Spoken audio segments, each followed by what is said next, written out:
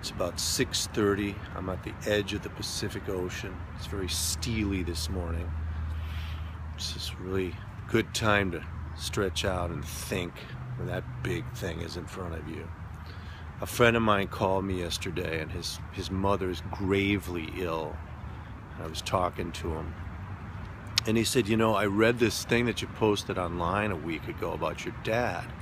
And I'd written this piece about my father who had cancer and the end of his life and what I was going through. And he said, I learned about you. I learned things about you that I never knew. And I said, well, what did you learn? And he said, I just didn't know you had this sort of depth of feeling about this whole thing.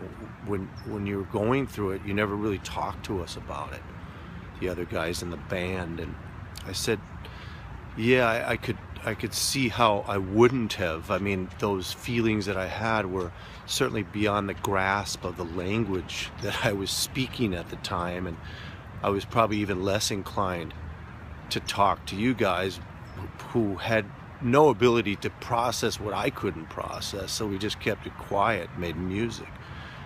And it made me think about this incident towards the end of my dad's life. I was in my den at my parents' house watching Tom Petty on MTV.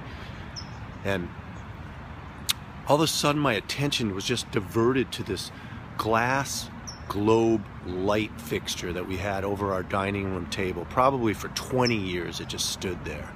And all of a sudden I looked at it, and it immediately fell on our dining room table and shattered into a million pieces.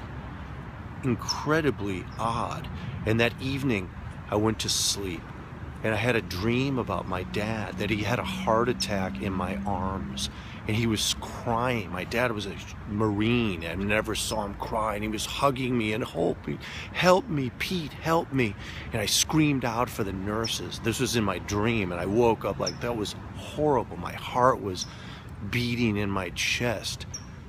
And the next day I went to see him at Mount Sinai Hospital in Minneapolis. And we started talking for a little bit, and all of a sudden he clutched his chest and he grabbed me, and he was having a heart attack. He was spitting up on me just like in the dream, and help me, Pete. And I screamed out for the nurses, help, somebody help. Exactly like the dream. And I was completely, conscious, very cognizant that this is the very dream I'd had. How would I have ever expressed that to these guys in the band?